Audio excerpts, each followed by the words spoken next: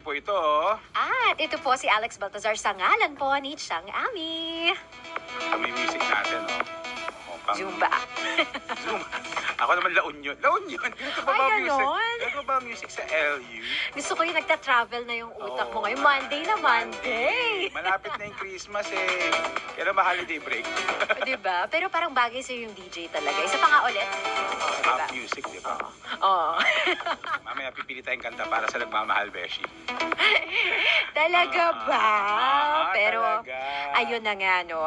Sa ating talaga ba segment, isang 33-year-old na 9 years na sa Taiwan, mga kaserbisyo, ang ating makakahuntahan ngayon sa pagdiriwang ng International Mountain Day. Si Raymart Servino Morcoso ay isang Filipino factory worker sa Taiwan at nagsimulang mag-hike sa New Taipei City noong 2018 sa Teapot Mountain.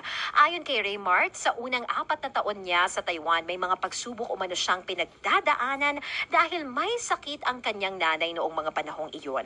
At sa dami ng iniisip noong mga panahong iyon, lalo na pagdating sa pinansyal ay naging isa sa mga paraan ni Raymart ang pag-akyat sa bundok upang hindi niya maisip ang pangungulila sa inang may sakit.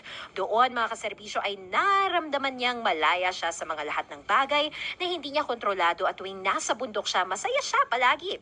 Dahil kasama niya ang mga kaibigan, higit na lalo ang team AutoAd at ang kanyang best friend, kasama na rin ang kanilang grupong PH Rock Hikers at founder na si Ma'am Presi Villa.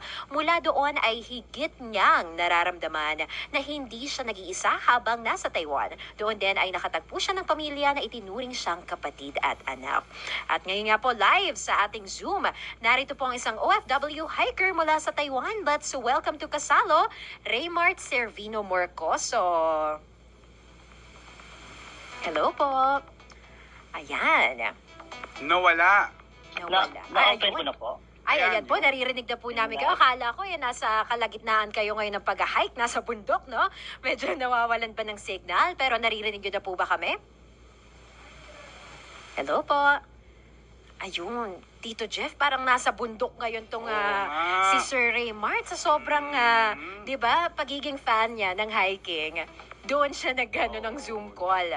Yung kanyang signal ay umaakyat din. Totoo, umaakyat din na minsan bumababa, no? Oo. Bulubundukin pala yung inaakyat. Pero Signal. napaka-interesting nito dahil siya nga ay OFW sa Taiwan. Pero doon nga sa ating background sa kanya, no? Naging outlet niya, kumbaga, yung pag-akyat sa iba't ibang bundok para makalimot din or kahit paano maibsan yung pangungulila niya sa kanyang pamilya. Especially dun sa nanay niya na nung mga panahon daw na yun may sakit.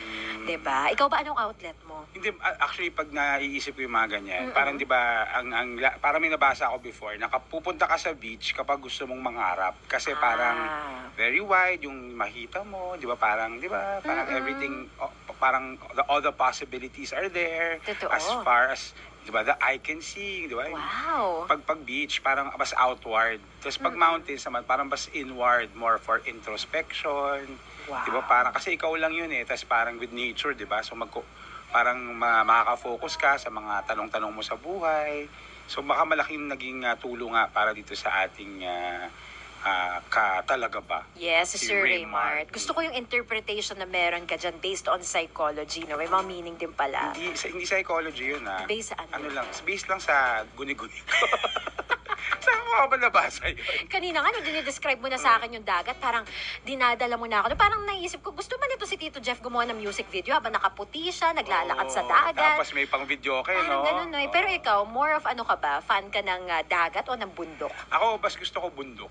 O, yun naman pala Mas eh. introspect. Kaya gusto kong marinig itong si Sir Raymart. Raymart. Nandiyan na ata siya. Nandyan na po ba? Ayan, Sir Raymart, no? Live po sa ating Zoom. Hello po, Sir Raymart Servino Morcoso, isang OFW hiker sa Taiwan. Magandang araw po sa inyo.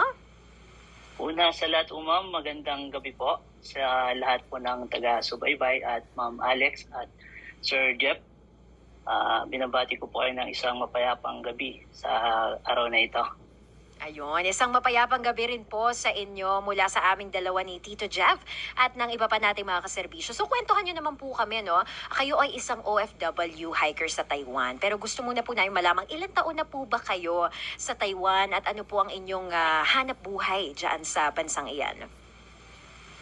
Dito po sa Taiwan po, 9 na rin po ako dito na bilang isang OFW, bilang isang factory worker po dito sa bansang Taiwan. Ayun, at kumusta naman po ang trabaho? Medyo na-stress ba kayo or medyo chill kayo dyan? Dito po masasabi ko po sa bansang Taiwan, napakaganda ng paikitungo nila dito sa amin, lalo na sa mga Pilipino. Wala po akong masasabi sa programa ng bansang Taiwan. Talagang alagang-alaga po kami dito. Aww. And actually, it shows naman din sa aura nyo, no? Kumbaga, napaka-positibo, napaka-contagious po nung happy vibes na nakikita namin ngayon. Kaya maraming salamat po sa inyong oras. So, pag-usapan na natin, no? Nabanggit po dito na naging outlet nyo talaga ang hiking.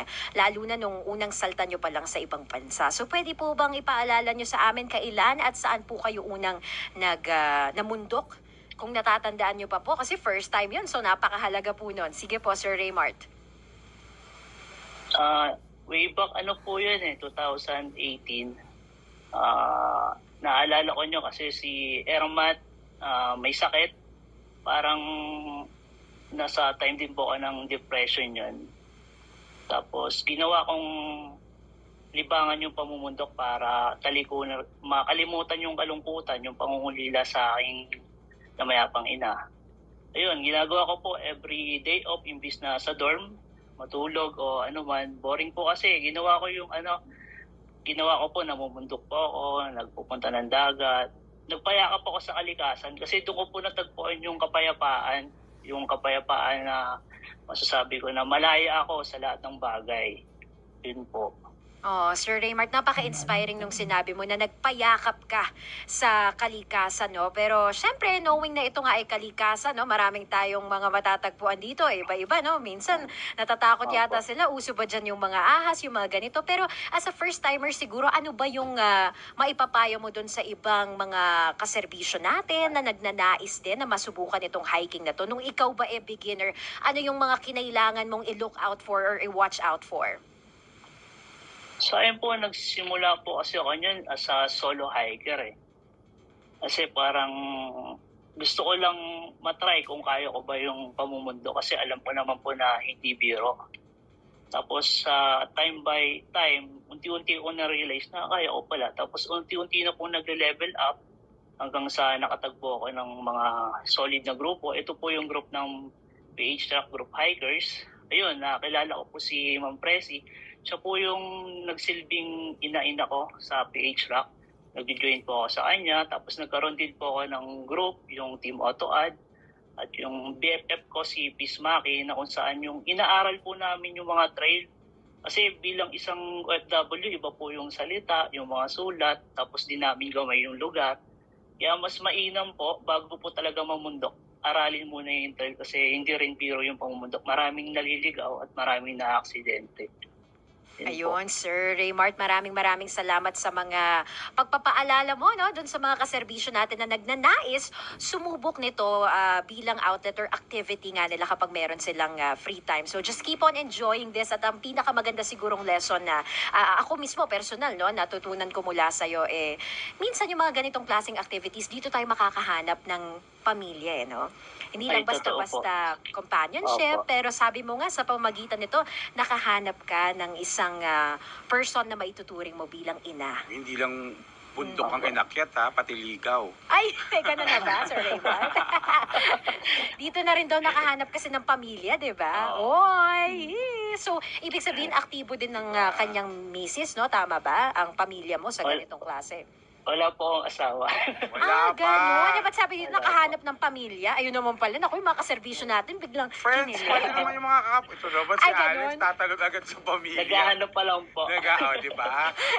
Yan mo, Raymart. Aakyat lang Oo. sa web, bababang may ngiti.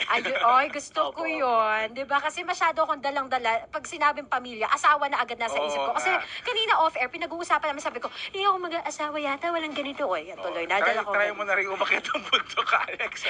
Sige, Sir Raymart, turuan mo kami Raymart, niyan. thank you, Ayaw po. Pasyal po kayo dito sa Taiwan. Napakaganda rito. Yun. Okay daw, basta libre mo raw, Ay. Raymart. Joke lang. Ano po pala, happy International Mountain Day sa araw na ito. Sa lahat po na Yes.